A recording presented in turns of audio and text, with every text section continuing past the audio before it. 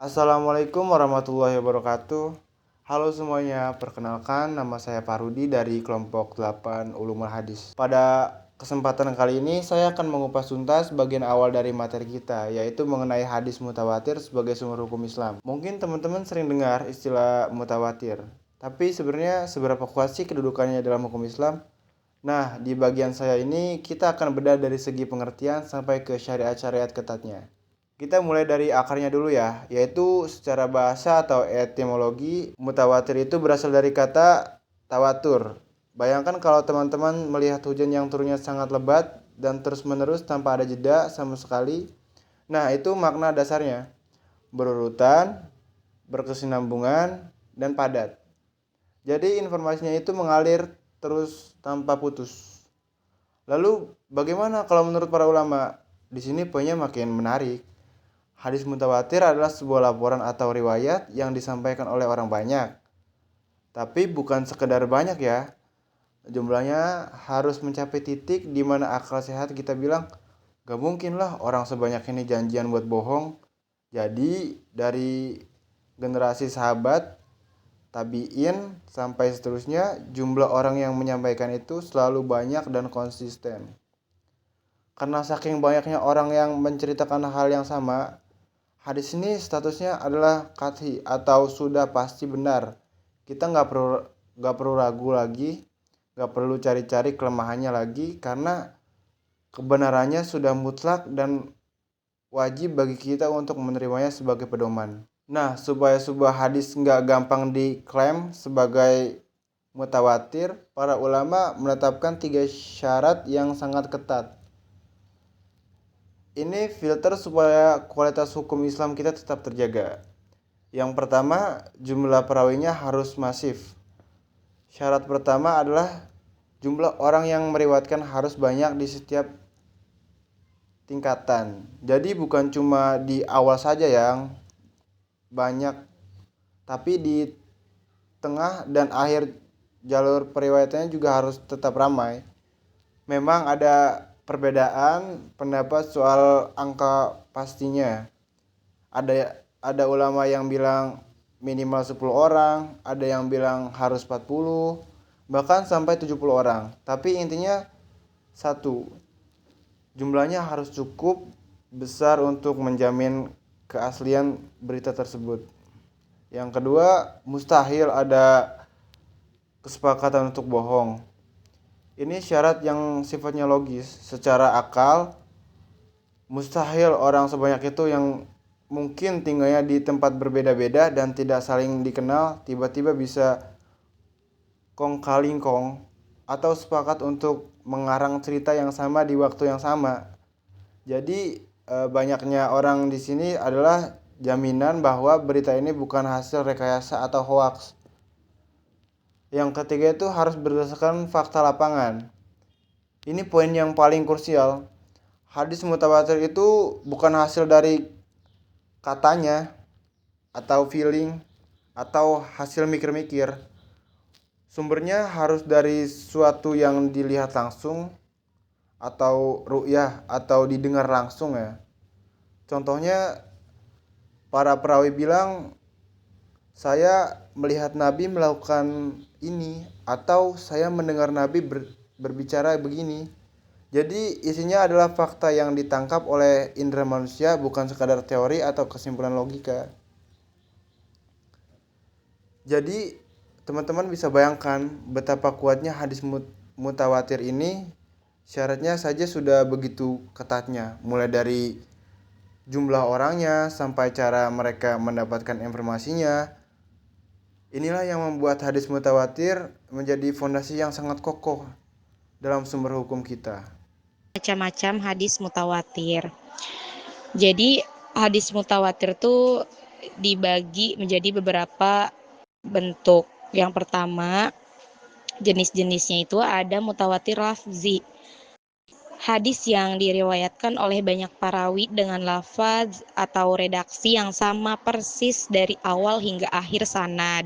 Yang kedua ada mutawatir maknawi.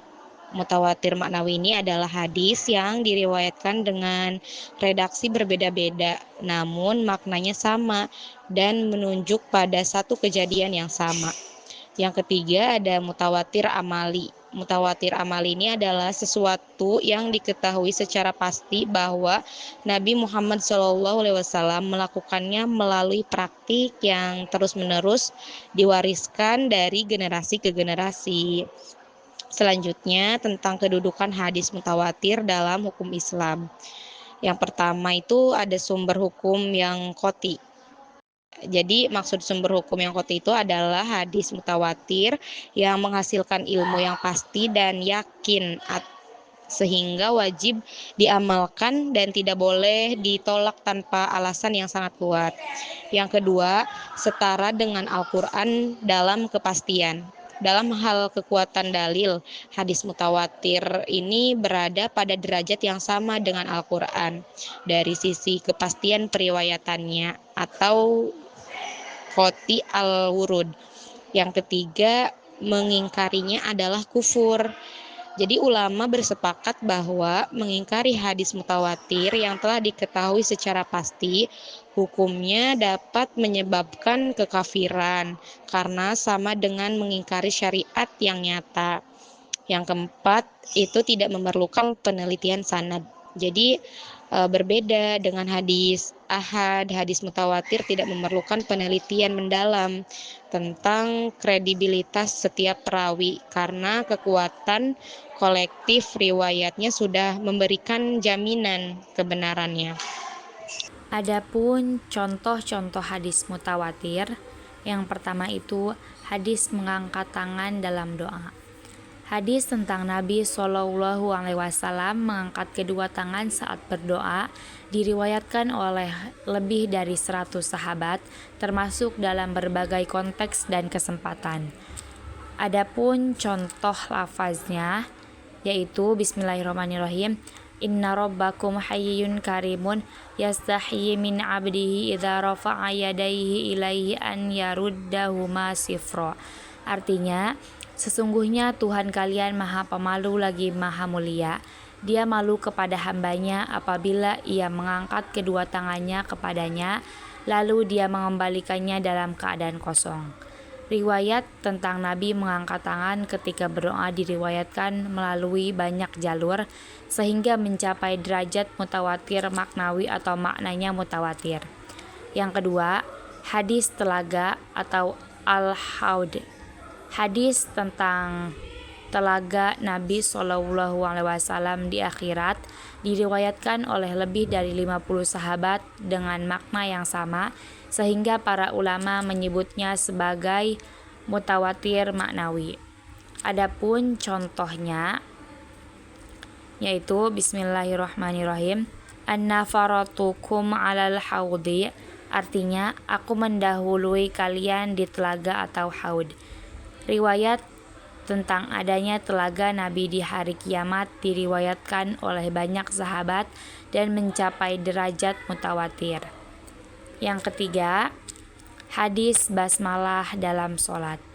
Praktik membaca basmalah dalam sholat yang diwariskan secara turun-temurun oleh umat Islam dari generasi ke generasi merupakan contoh mutawatir amali yang paling nyata. Baik, kesimpulan dari makalah ini yaitu mutawatir menurut bahasa adalah isim fa'il mushtaq dari at-tawatur, artinya at-tatabu atau berturut-turut. Secara istilah, baik, kesimpulan dari makalah ini yaitu hadis mutawatir adalah hadis yang diriwayatkan oleh banyak perawi pada setiap tingkatan sanad sehingga mustahil terjadi kebohongan. Hadis ini memenuhi syarat-syarat tertentu dan terbagi menjadi dua jenis, yaitu mutawatir lafzi dan mutawatir maknawi. Dalam hukum Islam, hadis mutawatir memiliki kedudukan yang sangat kuat dan menghasilkan keyakinan yang pasti. Oleh sebab itu, hadis mutawatir wajib diterima dan diamalkan oleh umat Islam dalam kehidupan sehari-hari. Mungkin hanya itu yang bisa kita sampaikan. Kurang dan lebihnya kami mohon maaf. Wassalamualaikum warahmatullahi wabarakatuh.